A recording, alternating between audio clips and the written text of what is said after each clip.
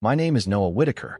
I'm 28 years old, born and raised in Liverpool, England, a city where the river always looks like it knows something you don't, where old brick buildings hold on to cold and memory with equal stubbornness, and where silence in a room can feel heavier than shouting. This is the story I've never told anyone.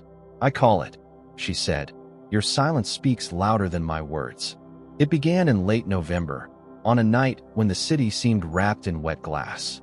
Rain had been falling since noon, thin and relentless, turning the pavement slick and black under the streetlights. From the 21st floor of Hargrove Media, where I worked as a senior brand strategist, Liverpool looked distant and unreal. Headlights sliding like veins of light through the dark, the Mersey reflecting fractured gold, office towers standing cold and watchful against the sky. Most people had gone home hours earlier. Only the hum of the ventilation system, the occasional ping of an email, and the muffled grind of the cleaning crew remained.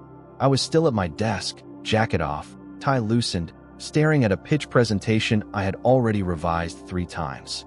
The words on the screen blurred in front of me. I wasn't really working. I was waiting. At 9:17 p.m., the glass doors at the end of the corridor opened, and Eva Marlowe stepped inside. Even now, years later, I can still remember the exact way she looked that night. Dark wool coat damp at the shoulders from rain, chestnut hair falling in loose waves around her face, lips set in that calm, unreadable line she wore whenever she was holding something back. She was 26 then, sharp-minded, self-contained, and far more dangerous to my peace than anyone had a right to be. Eva worked 2 floors below me in corporate communications. Officially, we only overlapped on big client campaigns. Unofficially, for nearly 8 months, we had been orbiting each other with the kind of careful tension that turns ordinary conversations into something charged. "Still here?" she asked, closing the door behind her. Her voice was soft, but it carried in the empty office. I leaned back in my chair. "You sound surprised." "I am surprised." She glanced at the untouched coffee beside my laptop. "You hate staying late." "I hate going home more." The words came out before I could stop them. Something flickered in her expression. Not pity. Recognition. She walked toward my desk, heels muted against the carpet, and stopped beside the window instead of sitting down. Beyond the glass, rain traced thin, trembling paths down the city skyline. "How is your mother?" she asked quietly. I looked at the screen again. Still unwell.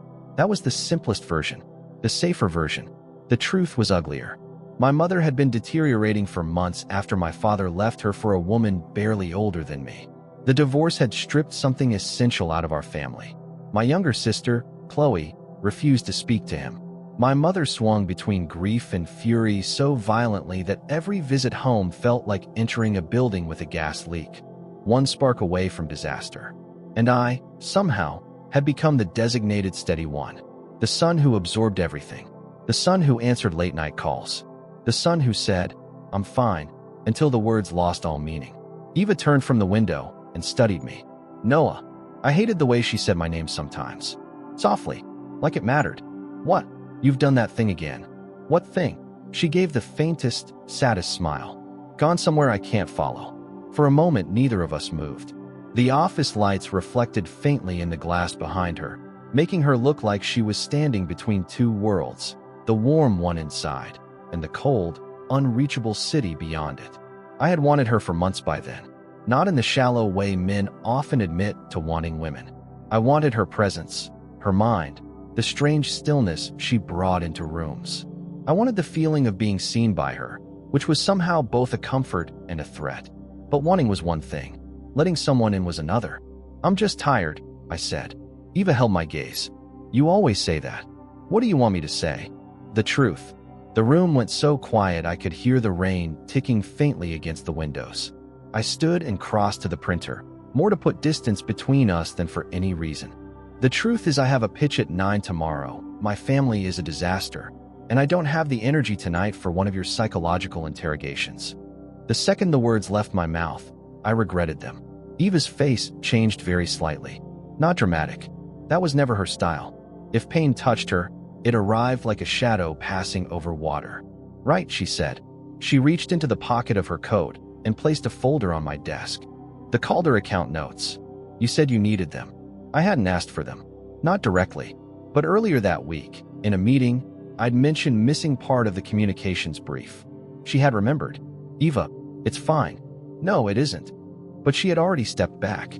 There are moments in life that feel insignificant while they're happening, only to return later with the sharpness of prophecy. That was one of them. Her standing there in the half-empty office, me saying nothing useful, the distance between us widening by inches, then miles. She looked at me for another second, and when she spoke, her voice was almost unbearably calm. "Your silence speaks louder than my words, Noah." I didn't answer. That was the worst part. I didn't defend myself, didn't apologize, didn't stop her.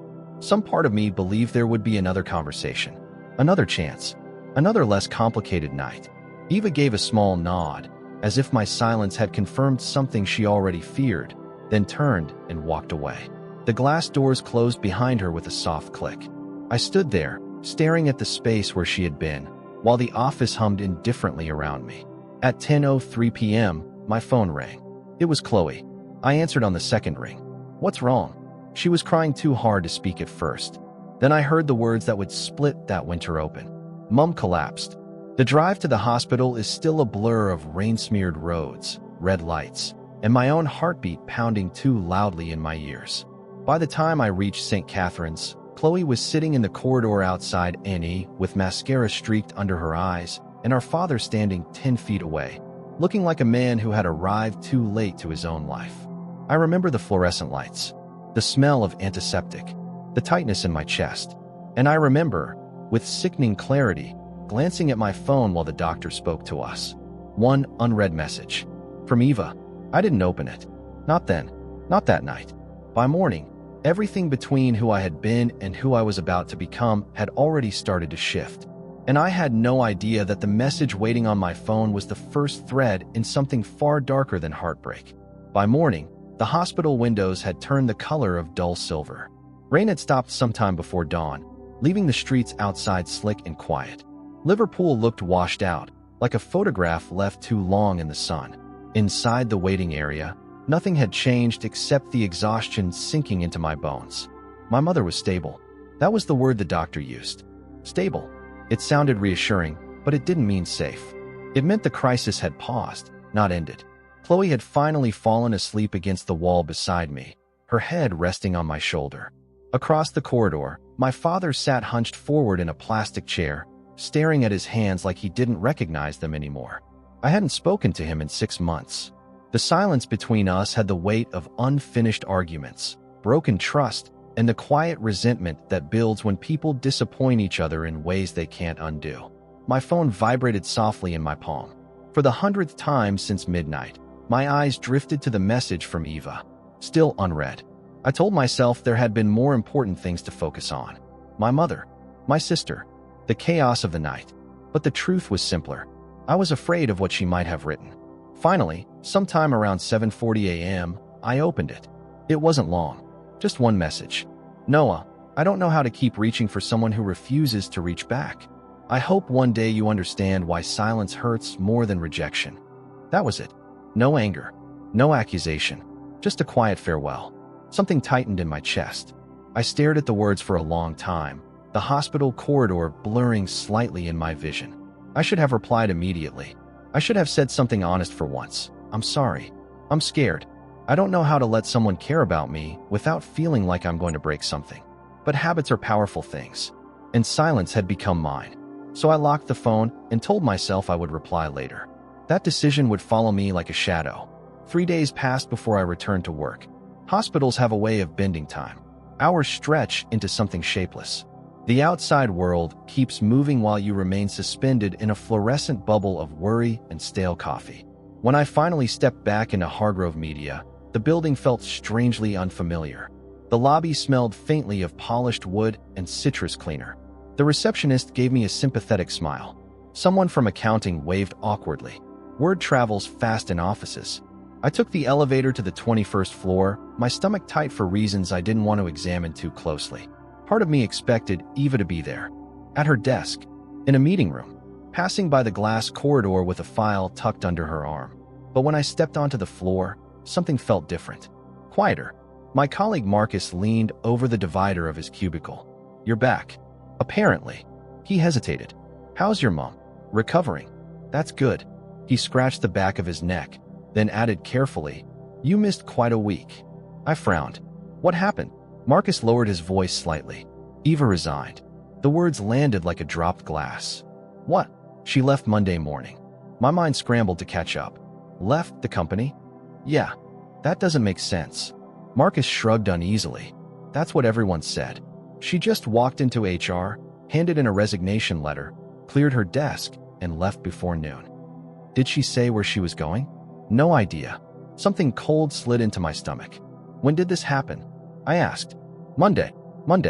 The morning after the hospital. The morning after her message. I felt a sudden, irrational urge to run down 2 floors and check her desk myself, even though I already knew what I'd find. Marcus watched my face carefully. You didn't know? No. He hesitated again.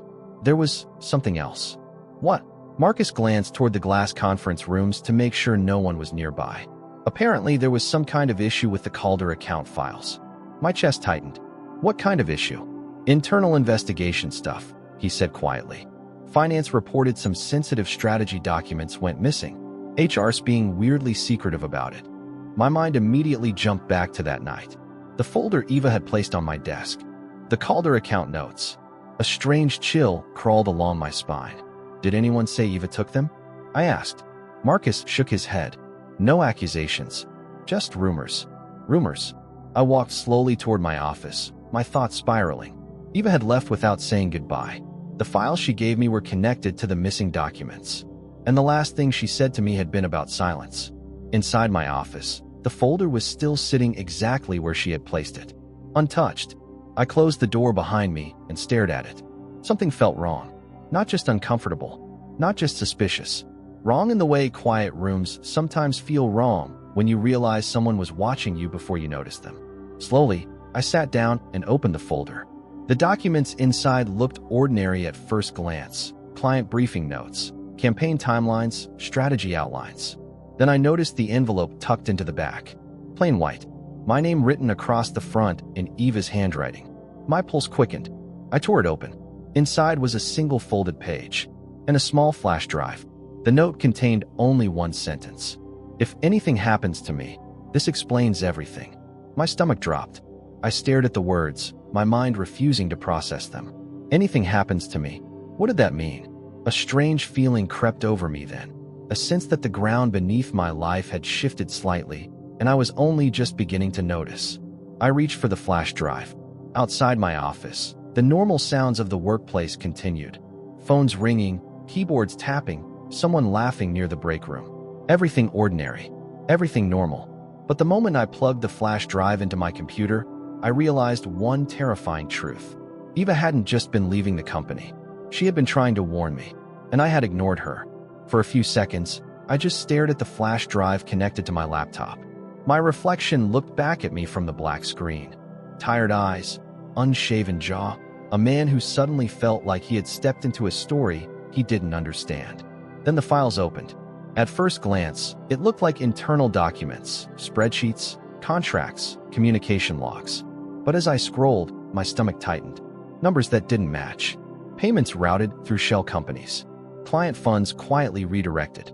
And buried inside a folder labeled Executive Review were email chains between senior management, discussions about adjusting financial narratives and protecting investor confidence.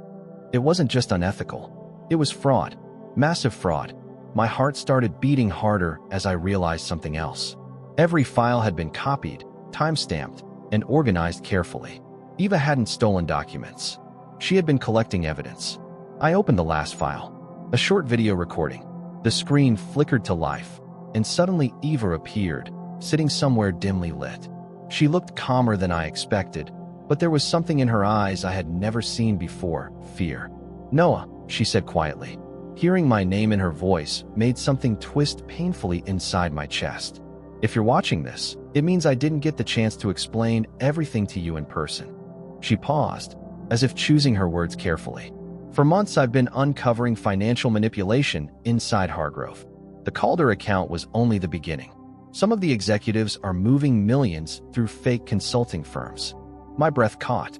They know someone is looking into it, she continued. I think they suspect me. The room around me felt suddenly smaller. I didn't want to involve you, she said softly. But you're the only person I trust to do the right thing if something happens. Her voice faltered just slightly. And Noah, if you're wondering why I kept trying to reach you, why I pushed you to speak, it wasn't just about the investigation. She looked down for a moment before meeting the camera again. It's because I loved you.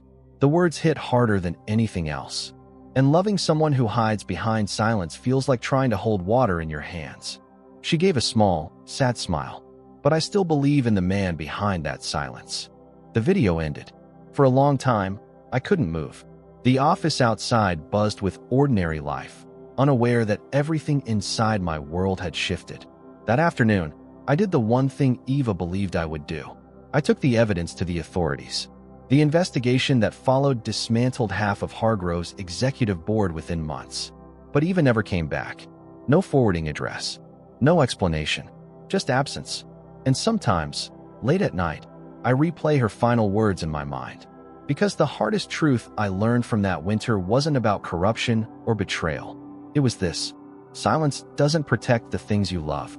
Sometimes, it's the very thing that destroys them.